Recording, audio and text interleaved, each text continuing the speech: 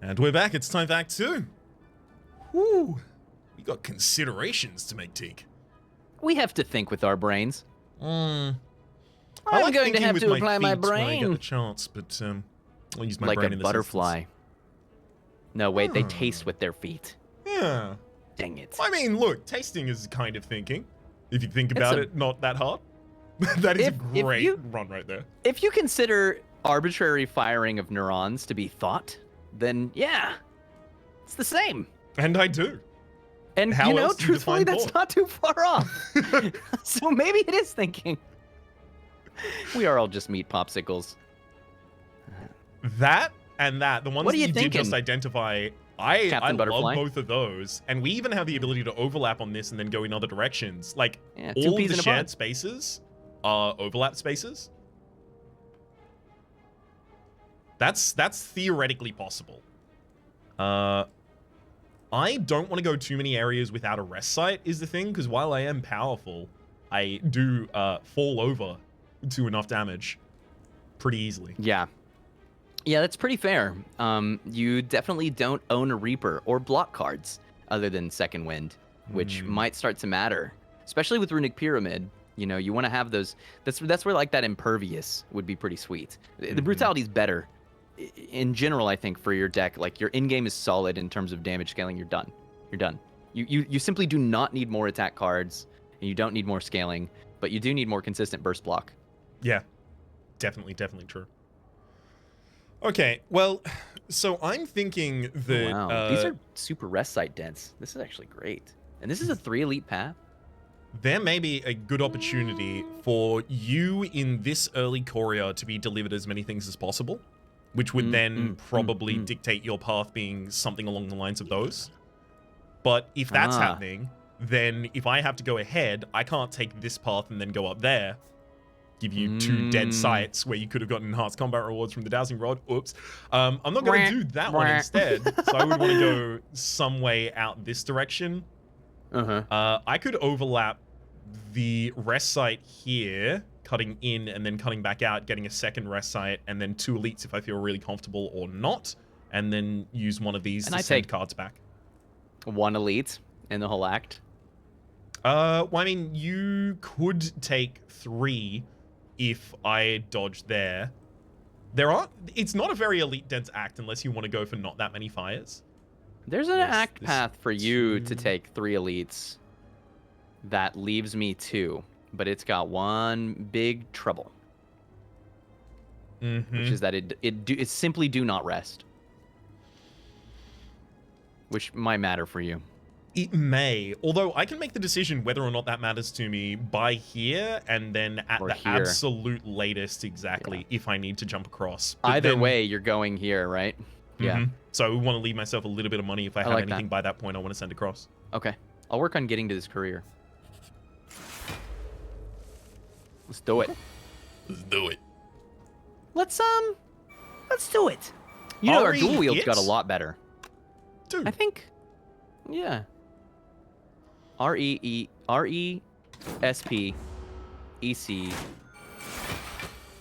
Oh, T. Find out what it means to me. ACDC. Have you checked your TCP RESPCT settings? You might want to check on those. I'm so thankful to have a corruption. I'm already feeling the I wish I had more energy. You know, what you probably might have maybe wanted was a corruption. I can't believe you skipped that. That's so brave. You know what? I respect it. I do. You checked your RESP ECTC 3D3D3 today? I have not. Can you generate a shelled parasite?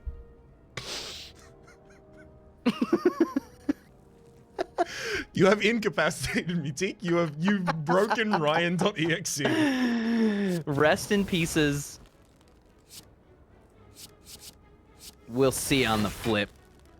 Space Cowboy. Presumably I can win.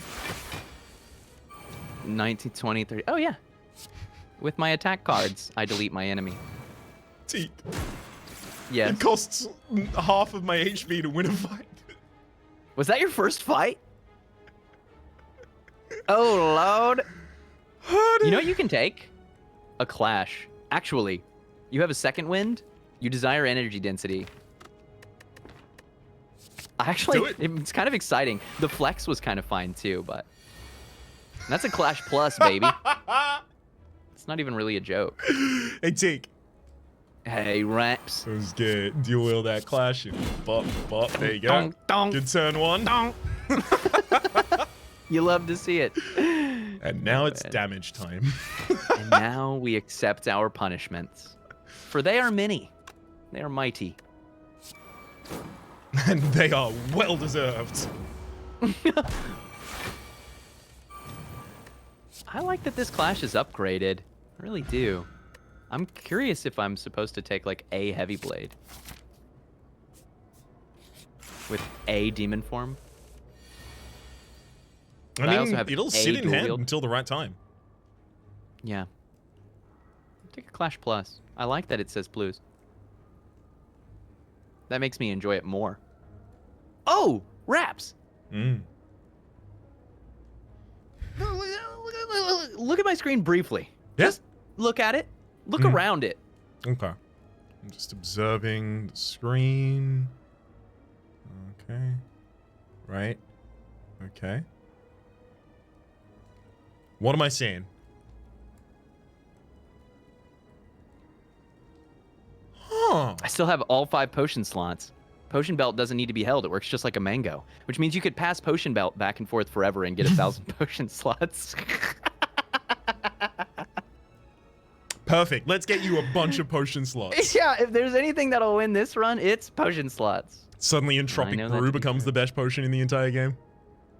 Suddenly, Entropic Brew is the name of one of Trops and Trop's most favorite albums. It's a good one. It's a good one. They really come into their own on that one. I think so.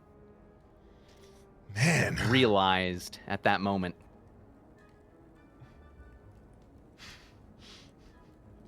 Ah, Trops and Trops. Love those guys. Why must they Play take a demon form? all of the damage? Oh no! At least I've got a second wind. Hee. You know what you needed here? A bottled bludgeon. Yeah. That's pretty good. That's a good card. Mm-hmm. Then instead of taking I've been thinking about it. 18 damage this turn, I'd take 18 damage this turn. That's right. I suspect that your deck needs a lot. I suspect that's funny because you're what we've done is we've produced a deck that's very excellent at killing anything within 4 or 5 turns, including itself. Yeah. I don't think you can afford a second wind. I don't think you can. I don't think I can, but I wonder because this man has a 21. Like, unless I'm killing the Shell Parasite and the Funky Beast on the same turn, I don't have enough burst block for other turns. What? How? No, you're taking damage. You have potions. You have a speed potion, and this is probably your fight to use it. On just one of those big turns, you just, pop it, lock it, drop it, Twist it. do it. Makes us. Ow. Ow. Yeah, this occasionally kills the crab. I can defend all but 6 this turn with a second wind base without using a speed potion. If you speed pot and just play every block card, do you create enough block that you meaningfully calipers or no? Looking like no. No. Yeah, I go up to 26. I block all but 1 damage this turn. Oh, and then I could also play the second wind, I guess. Yeah, and you'll get, an extra block from that dual wield or whatever. It ain't bad. Yeah, you gotta live like you're dying. Cause you are. That's Remember when we thought I was strong, Teak? You are strong. You are strong. You're just specifically bad at something that Act 2 finally demands, which is burst block. Right? And I've talked about this before as a mechanism for players who are starting and players like us who are also just starting, if you consider 2,600 hours to be a small amount on an evolutionary timescale. that a really convenient way to look at the 3 acts quickly is Act 1, you need to learn how to do damage. Act 2, you need to learn how to block. And Act 3, you need to do it more consistently. That's really what it boils down to. Get the damage, get the block, do it both consistently. Scaling Act 3, it's kind of for newer players, you can just say take attack cards, take defend cards, take power cards in the acts in that order. But what we did is we made your deck to where like the elites and the bosses are freaking dead. Except for Tri-Slavers is fairly likely to kill you right now. I don't think you get to take an elite. I think we're getting you to a shop. We're gonna get you to a shop, buddy. You're gonna live to that shop. Worried. It's me too. I'm not gonna lie to you. There's deep worry in me right now. Heck, there's deep worry in me in my fights. I don't get to have potions. I just have to click defends, regular defends. We're just clicking them. Gosh, yeah, we're both getting pretty smacked. Dude, okay, Rhapsody, talk to me. Listen, we must not die on Ascension 5. Yeah. How do we win? It's you and me, buddy. You're already blocking for 6. 20 effective health. If you kill this beast, it's only 10 more on the other side. So it's the same. So if you get that for free, good. So if I you got a second wind, it burns itself and the combust out of the hand, which sets up for bash and then clash. Clash goes in for 36 damage. Bash goes in for 14. 14, 36 is 50 total. Yes. And then there's the explosive potion AoE, as well as the fire breathing AoE will that's fire breathing, not okay, that's fire breathing, not combust. Okay, well the backline doesn't die in that instance. You're not playing combust because you're gonna have to second wind it, I think. You might be playing around the pommel. How much strength do you have? 6? Yep. Oh boy. Okay. I gotta put this full screen. We gotta stare at this screen for a minute here. Okay. We can't go back, so there's no going. Shiv, anger, limit break, battle trance. There are 3 draws there that are very excellent for you. Actually, there's more than that. Pommel, and you're on 6 strength. Can't turn back time, so there's no getting extra strength from Cultist Pot. Pommel on 6, base 9, so it's doing 15. You're not weakened. Okay. Nope. You do have a clash. So, I think your play is pommel the shelled parasite before anything else, because your draw has more skills, which makes second wind block for more. It also has draw, and it also has free attacks. Does the block for more matter? So I'm currently frail. Second wind would defend for 6 if I draw another card that it blocks for, taking us up to 12 and 14. I take 1 damage at the start of the next turn, so let's assume that I need slightly more than that, so 27 HP. But the enemy's doing 31. So it could get, Pommel Strike could get Shrug It Off, which then gets another thing that I could burn. Is there a world where Limit Break on the draw kills? So we use Pommel Strike, it draws Limit Break, we play Limit Break. I now have 12 strength. I use the Explosive Potion, killing the Funky Beast in the backline and doing some damage to the Shelled Parasite, which has already taken 15. It takes 15, it takes 25 total. I think your plan has to be that you are trying to kill Shelled Parasite. You don't care about the Funky Beast because you'll survive it. We have to figure out how to do 75 damage. Yeah.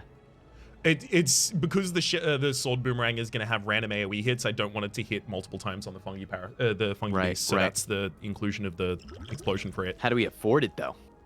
Well, that would be Pommel Strike, Limit Break, and Sword Boomerang. It's behind my shoulder, which is, I think, why Teak is. That's not enough. That doesn't get there. The 12 strength on this. It's 3 by base. So that takes to 15 by 45. Yeah, you get 6 more.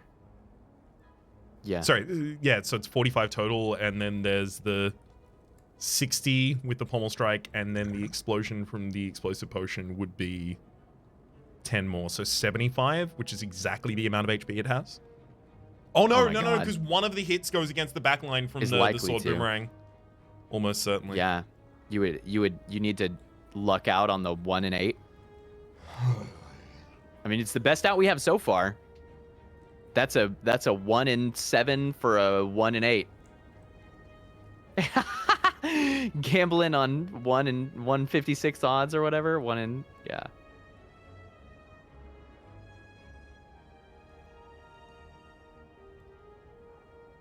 I want these. So there's a world where you don't need lemon break, because you have shivs and anger, and there's your extra strength, right? And it's more targeted. So but that's looking like draw into a battle trance, and then like play the sword boomerang, and then like play the battle trance, and then second wind and play clash and the stuff. One thing I know for sure is that I'm seeing very few lines that don't involve playing the pommel. I don't think we have. Do you see anything in our hand? No, right? And we don't have forward energy, so we can't bash pommel. It's not enough damage.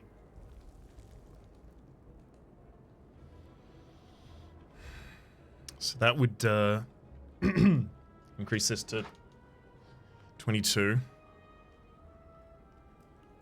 Yeah. Yeah, because then we can't play any of the 14, other efficient cards. 22, 10, so 36, 46. And then wouldn't be able to second wind, wouldn't be able to clash. We could play like an anger, and the anger would be doing what? 21. 6 on top of it's 8, 14, 21, yeah, exactly. So it's not terrible, but it's not quite 75, right? Mm-hmm. Not quite. What do you got for us, Pommel Strike? Be kind. Okay. Rupture, it ain't so kind. I'm not gonna lie. It's not our ideal. Okay, but explosive pot? I think always. And now I think it's second wind, Sortarang Clash. Where does that put us? Is it possible to kill here?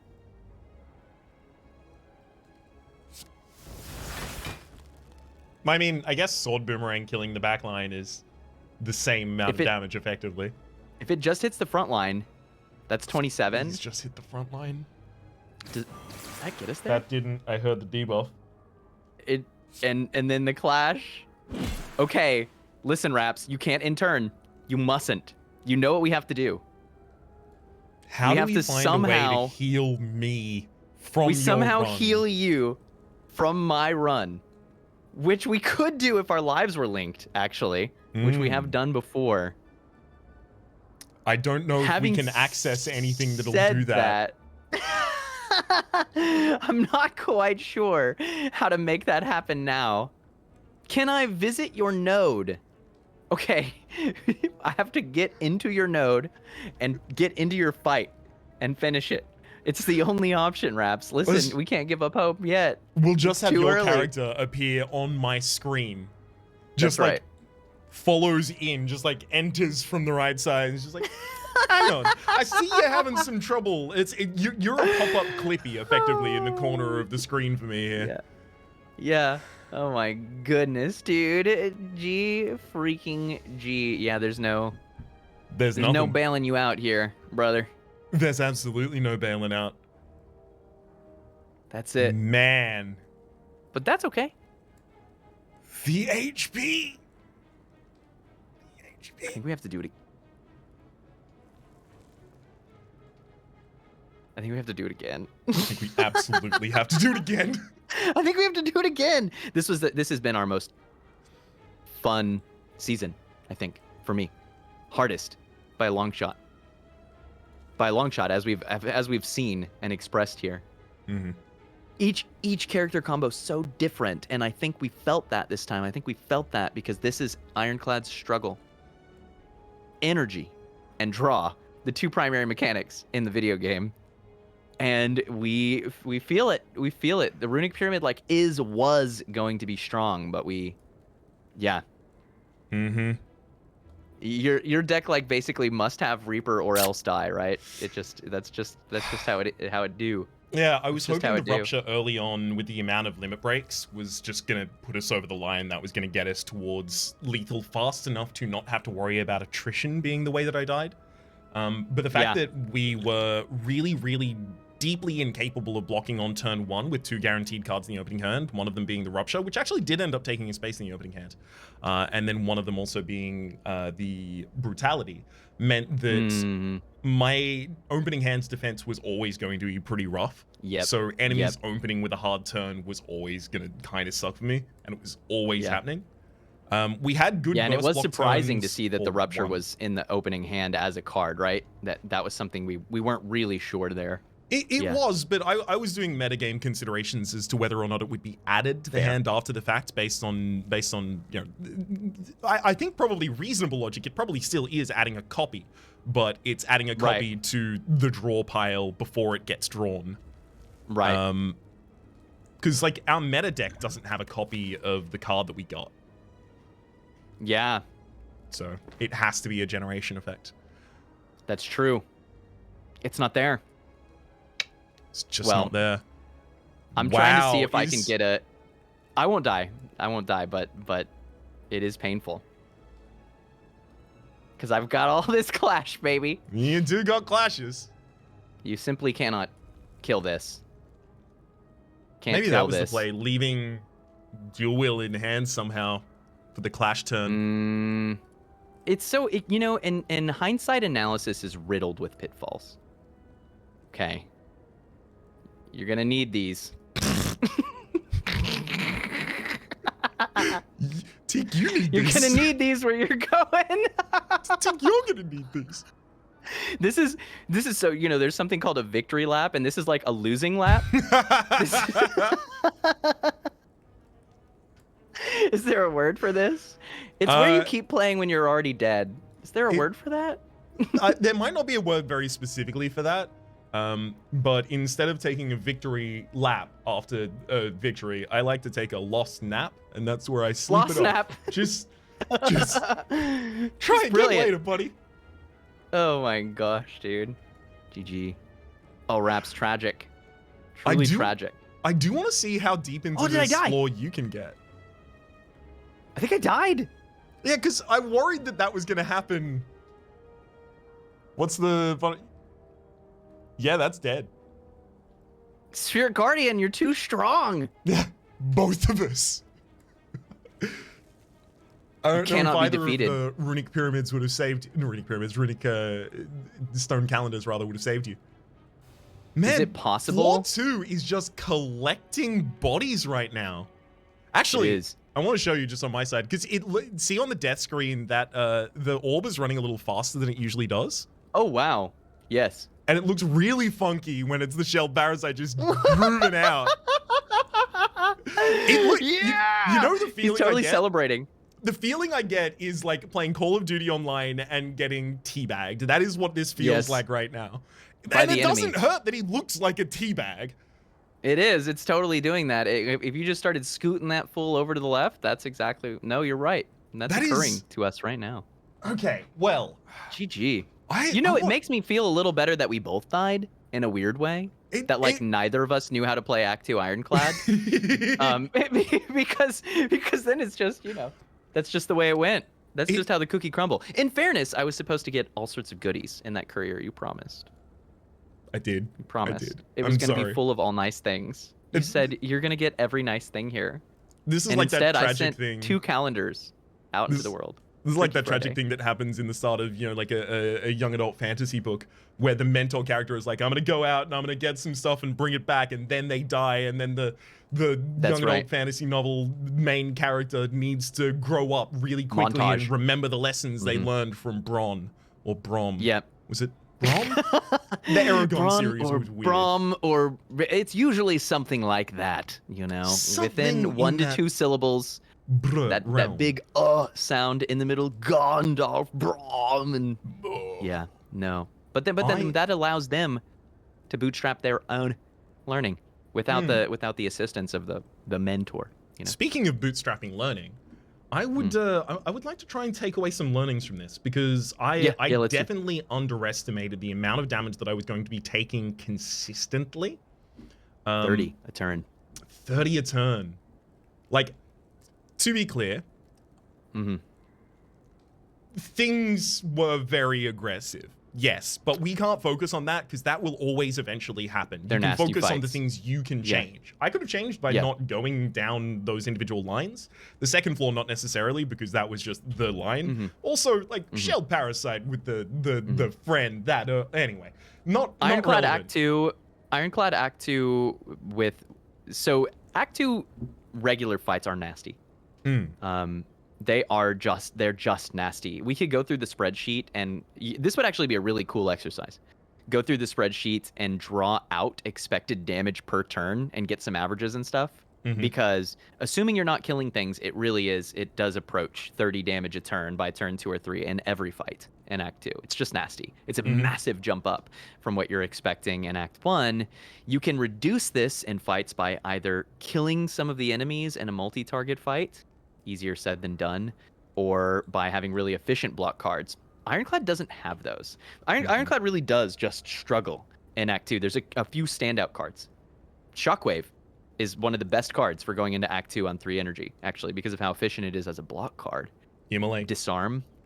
Immolate, just big front-loaded AoE cards to take out some of those, and friends fights. Cultist and friends, Shelled Parasite and friends. Not Cultist, rather, Chosen. Slavers and friends, Gremlin and friends. It's a lot of friends that are ganging up. Frankly, dealing with a bird, so like your sword boomerang, or something like this, some propagating card.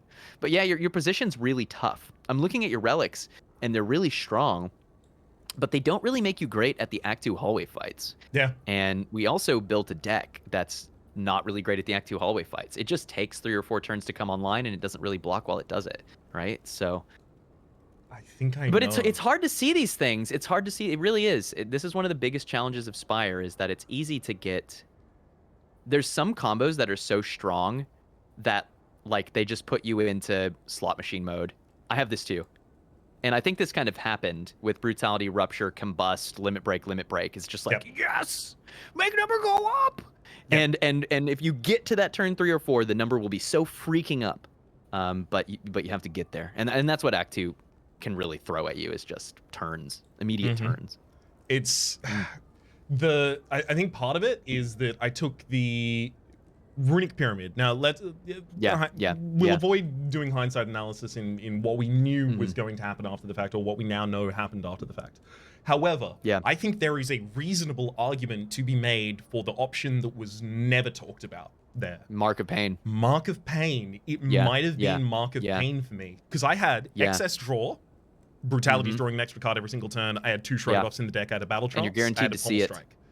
And you have a Fire Breathing, so you can even get some damage out of those. Fire Breathing and Second Wind.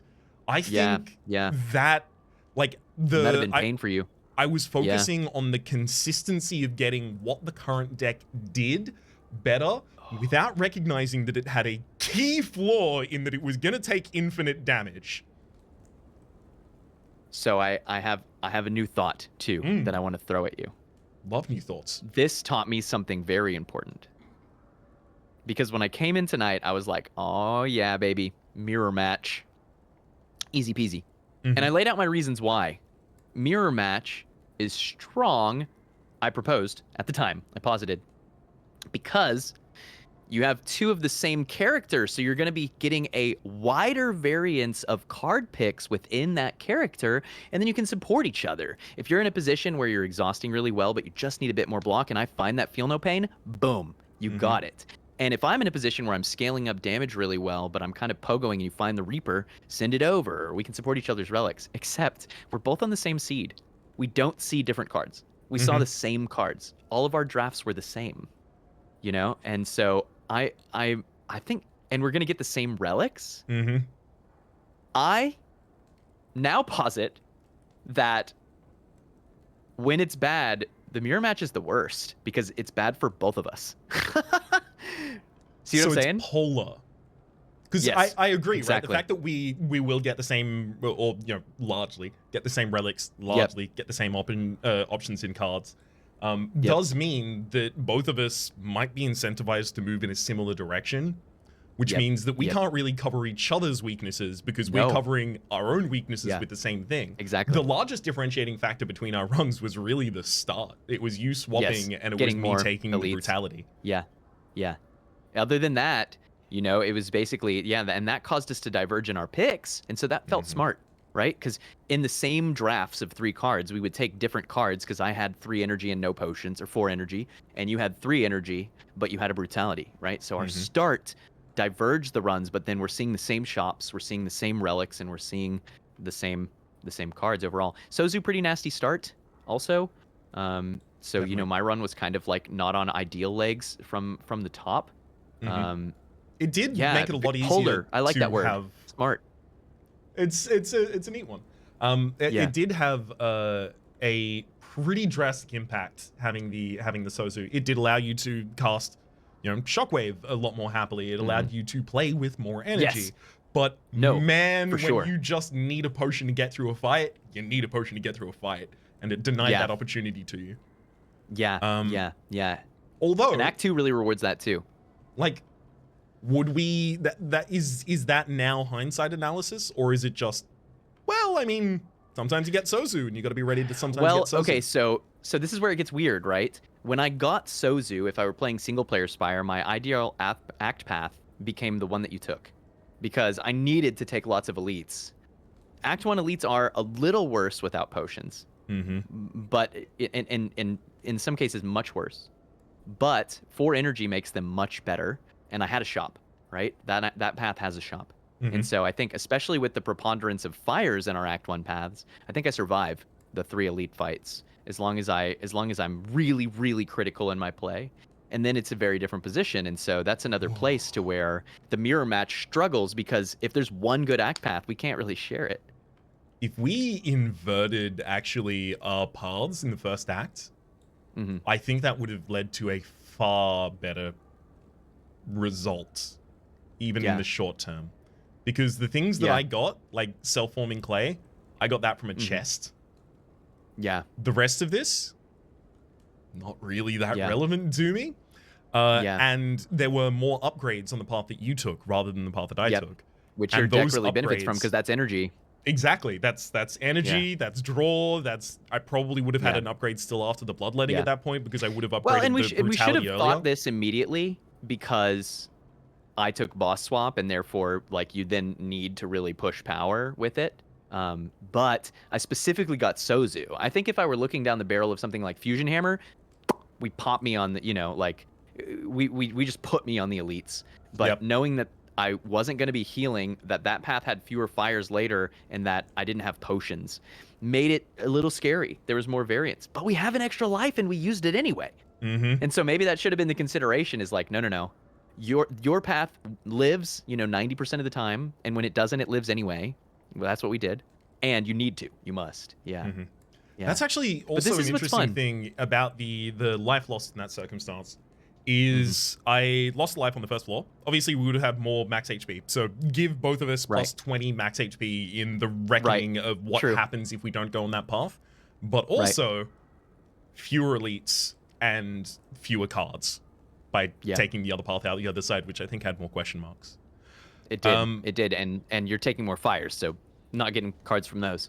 I wonder if, in the circumstance where I didn't take the more aggressive path, would we still have just both died here?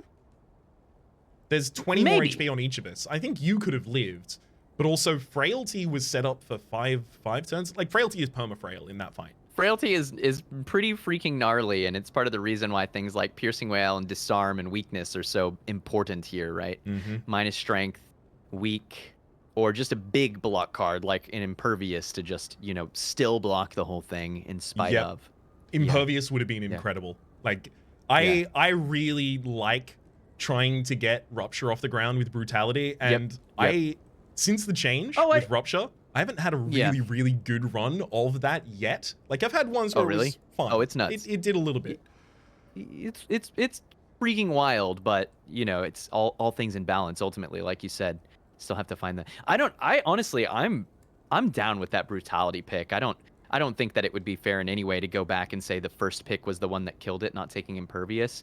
I would have probably taken the Impervious there, but I think the Brutality is really good, because you've already increased consistency for Ironclad so much, and you've unlocked Rupture. And we found Rupture in the store, so it didn't even backfire. It's just that we from then on didn't find Impervious, we didn't find Panic Button, we didn't find Disarm.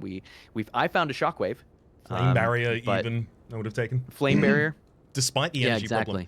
But I think like you made a really good point about the Impervious as it appeared, and that is the burst block, right? Yeah. It's not that easy in Ironclad outside of Impervious and chains of cards exhausing. Second Wind actually can be one of the best burst block, but Frailty really wrecks it. Realm, though. Yeah, that's true. So if those are things, like if we immediately identify based on the class, Ironclad is going to have some difficulty with burst blocking, then I think I should have given an extra consideration to the fact that was going to be harder to get than it was going to be hard to get self-damage or draw. Yeah. I think, for what it's worth, I think there's a case to be made that in the current release of the game, the hardest class in the game at high Ascension and in Heart runs is Ironclad. And I've thought that for a long time. I love this class, and I go through periods of being wildly consistent with Ironclad, but Ironclad struggles to achieve consistency in the way that the other classes do. It's a hard class. It's a really hard class. So, especially coming off of the tail of we played Watcher last, right? Like, Watcher sure can win really consistently if you're good. I won't feed the rhetoric that it's a free win. It's certainly not, far from it. But she is incredibly consistent if played knowledgeably. Ironclad can struggle. Excuse me. Her skill ceiling and Defect's skill ceiling are infinitely rewarding as you continue trying to break through them. Yes, exactly. Man. So I'm trying to think, GG. like, because... GG, sorry, I'm definitely taking a huge amount of time on this, but... No, I don't mind. This is fun. What was I actually going to find? I'm sure y'all don't mind either, out? right? This kind of post-facto analysis is fascinating to me, at least. I enjoy this kind of stuff. And it's important to me, not to cut you off, but just to offer it. I think that one thing that I see where people don't like it is because in a lot of spaces, post-facto analysis is either A, falling on mines and pitfalls all the time, which is easy to do. It's super hard to look back and judge a run and learn from it without biasing your judgment based on what you saw. Right? This is different, the before and the after. And the other thing is that a lot of post-facto analysis in different spaces is incredibly negative, and that's not fun. Yeah. When it's self-toxic, or when the conversation, when the discourse is toxic, then yeah, post-facto analysis falls out of mode really quickly. But when we talk about a run we lost, it's fun, it's joyful, because ultimately we got to play the game, and the worst thing that happens is we get to play it again. There's no real loss ever, and so when you die, those runs are really valuable. We don't do this much. And so it's really cool to look back and try to figure out what our next step is, how you learn from it. Anyway, I want to hear what you were saying, but I just wanted to offer that because I think when done right, this is a super valuable exercise. To continue on that point for a second before I revert to the original, and I'm just putting a pin in my brain on what the original point was so I don't, after this fact, go, wait, what was I going to say? Yeah, I'm impressed you can do that. I can't, but I love it. Pin appropriately placed. This kind of post-facto analysis is actually deeply necessary for me in kind of like my emotional response to a game. Because I can definitely feel, and have felt before, right? Before I was trying to be more mindful about the way that I approach games and was playing like more real-time games and things like that, I would find it much easier to blame myself and much less likely that I would introspect afterwards on it. And it just made me salty, and it made me a worst player. Yeah. But being able to take in stride the lessons of the run by trying to distance yourself from it and then focus on it almost academically after the fact, then not only allows you to get better, but it also makes you feel better about it in the interim, which then makes you more resilient, which makes you better. Yeah. It's a self-feeding spiral either way. Well, and this is the way that I phrase it for everybody learning anything. Now, I've talked before about rephrasing your goals, right? Reframing victory. Yes. When you take a loss and you sit down and you look at it and you pull out the diamond of learning, you reach in and you say, here is a thing that I now know that I didn't know before. You have turned it into a victory. You've gained something from that process. And so it doesn't feel so bad because it's not just a loss. It's not purely negative. You've turned it into something very positive, right? So yeah, I figured that's where you were going with the emotionality of like, it's so much easier to accept the game experience when you can make a positive experience of that loss and make an analysis of it. Yeah, unfortunately, I was going for a much more personal point that was just like, it's myopic, just based on me rather than specifically something more broad. That is a good approach, though. There is a reason that you don't tag your streams with always winning, right? Yeah, it's always learning. Yeah. Because you are always learning, regardless of the instance. Yeah. The pin is now being removed from the corkboard. Oh, that's gonna start bleeding. All right, I gotta go get a brain bleed fixed here. So we've got a short amount of time left. We're gonna be away for a minute or until days. I hemorrhage. But before that happens, what was I looking at the start of this floor? What was I looking for as an out? Because there was part of me that was like, I'm strong. I'll be fine. I'll take a path that has an out against the later elites if I need to, because I'm going to find Reaper. If I said that out loud, I would have identified, that's dumb. Fix your deck, you nerd. But you won't. Statistically, you won't. Yeah. Exactly. Yeah, that's like, funny. It's far more likely that I don't find it. The path that I was, or rather, the line that I had in my mind for success was doomed the majority of the time. So there was a kind of and like... this is, if you picked it up, would you ever make that learning? That's the thing. This is the other direction in which hindsight analysis is so plagued by error. Is when you lose, you look back and it's easy to identify major mistakes that actually weren't that big because they in some way or another employ hindsight, something you learned, right? But the other way is true too. When you win, you may not realize that you played an incredibly suboptimal run, an incredibly dangerous run on the macro. If you win, your micro is good enough. If you win, your micro is good enough. You survived, which means you played your turns well enough. You might have been able to save some health here or there, but it's good enough. You could have done 3 more damage to the heart the turn before it died. Yeah, that's right. Twitch chat, that's right. Thank you. But no, the macro, when you find that Reaper, dude, there's a piece of your neurology that's like, it's tainted. It's tainted because now you've been rewarded for that, what is actually an incredibly high risk path, right? So this is in some ways preferable. Because what if this run happened again at A19 and you're like, I'll get the Reaper. Brutal. Super brutal. It is worth noting the space after this was going to be the shop, which was an attempt to fish more for more consistency. And would have been huge. Could have, but also, sure. Another thing is, sorry, I wasn't correcting you. I was agreeing with you. Was the could have. And also the final consideration is Cultist Potion. I should have identified at the very start of that fight. I'm screwed. It's gonna be nasty. Yeah. I think this run, if I look back, I could easily, for both of us, identify a dozen things that were micro mistakes. I should have sent the potion belt to you in Act 1 and made sure you were available to pick it up, because then theoretically you could have been in a position where you had more potions in Act 2. That's a big deal. I had a couple fights in Act 1 where I took damage that I didn't need to take, which contributed towards not being able to get that upgrade at the slime boss. If I were on a little bit more health, 28, I would have been able to upgrade a card, and that meaningfully changes Act 2, right? Definitely better potion use on your side is possible. We spent a lot of money sending things that we might have been able to save for shops. Those clocks never activated. Not once. I just wasn't able to block enough to get to turn 7. So it was a cute idea, but that cost us 60 gold erroneously, right? So no, we can identify 100 micro mistakes.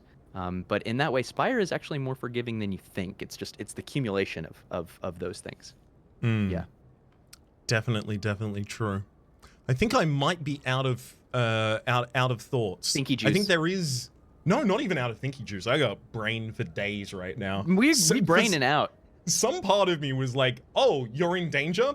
It's time to activate the brain." And then as soon as the brain came online, it was like, "All right, I'm at battle stations. What are we doing?" Just like, cracks its knuckles, turns the monitor on, and then the screen appears, and he goes, "Oh no! Oh no! What did Yes, you do? We've been in danger for a long time. Why didn't you come to me sooner?" I'm sorry, I thought we were okay. Oh my gosh. I think there is a risk also of at some point eventually overanalyzing, and it brings it back to the thing that you mentioned previously, where you can identify things as a mistake or as the largest contributor towards the loss that may not necessarily have been because you're looking for that kind of thing. I think Mark of Pain is probably one of the most salient ones there. I think usage of the cultist potion earlier in that fight, as soon as I realized it was going to be a problem. As soon as turn 1 was as bad as it was, I should have just popped the cultist potion. 100%. My most interesting learnings are 2. Learning number 1 is a reinforcement that I have to feel often, which is that Act 2 takes no prisoners. And I really think that it's important when you start to get tunnel vision around a strong idea, and this was true for both of us, that it's important to keep in mind that you're going to take 30 damage a turn in Act 2. And like straight up, especially if you're strong, for the second half of Act 1, you have to be thinking, what's the tech that I'm picking up that makes me survive Act 2? And it's probably a combination of potions, strong effects like weakness. It's a combination of a ton of things, because the beginning half of Act 2 is universally sloppy, unless you like Pandora's boxed into something ridiculous on defect. It's just gonna be, and so that's the first one, is just remembering, no matter who you are, no matter what the run, no matter what's going on, Act 2 will come swinging, period, always. But the second one, for me, that sticks the most, is the Spire with Friends learning. It's the mirror match learning. I am so fascinated by mirror match now. I am like going to be up tonight thinking about mirror match. The logical conclusions of the same class with the same seed playing an overlapping run. It's massive. It is. And honestly, I think it might be the most dangerous. I now think it might be the most dangerous because of some of the difficulty of, sharing the map and sharing the same drafts. I think it's a risky spot. Just a quick question. Yeah. Because I may have understood the mechanics incorrectly here. But does not every act have 3 fights at the start that are from the easy pool? And 2. is 2? 3 in Act 1 only. 3 in Act 1 only. And then 2 too. Yeah. Okay. Well, that makes sense, because I was like, how did I get the hard fight here? No, that's part of why Act 2 is so gnarly. That's part of why it's like sometimes even just correct to go fight ? Fight merchant. So you just limit the chance of getting a hard pull Act 2, because the hard pull Act 2 fights feel like elites.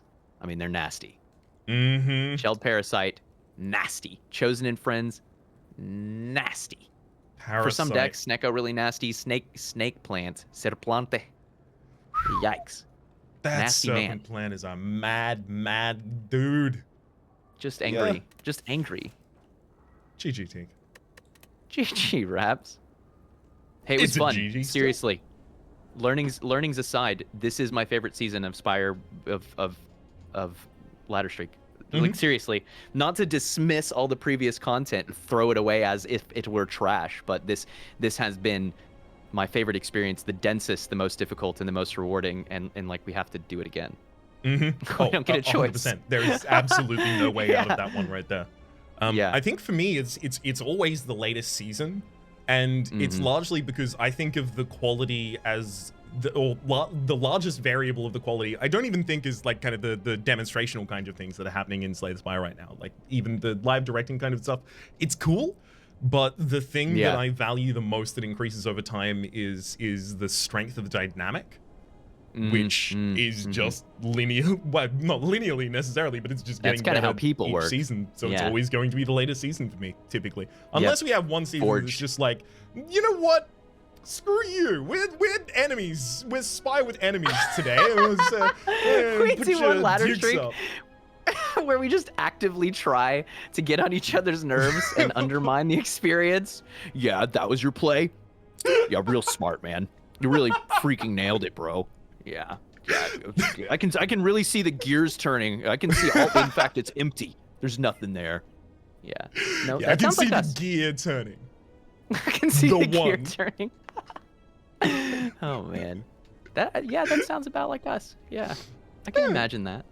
But then Chrono said that we have to be friends the whole way through the series if we're playing Spying with Friends. So I imagine next season in the ladder streak we will have to be spying with friends again, or friends. Quick, blot out the versus button. Quick. Blot out the versus button. Whoops. Just put your hand up, or just.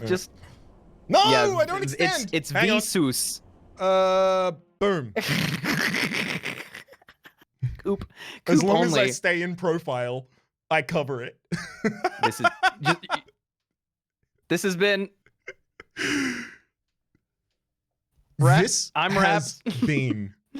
the ladder streak season 6. I will also again tag at the very end here that we do have that charity stream that is going to be happening tomorrow as of the day that this is uploaded. It is the Revengeance.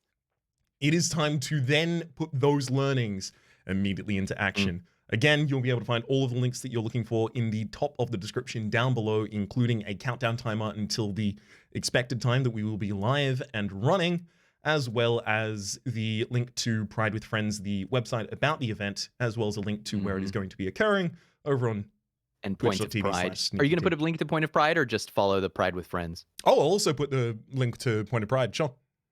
Just the actual charity that it will be working towards supporting. But for the moment, my name is Rhapsody. His name has been sneakyteak. That has been Ladder Streak season 6. I think it was 6. Might have been 7. Truthfully, I can't count anywhere close to this high. So we just Ladder Streak season X. We'll start counting with Greek letters or something. Season Gamma. We'll see you in season Epsilon next time. Yeah. Catch you all around.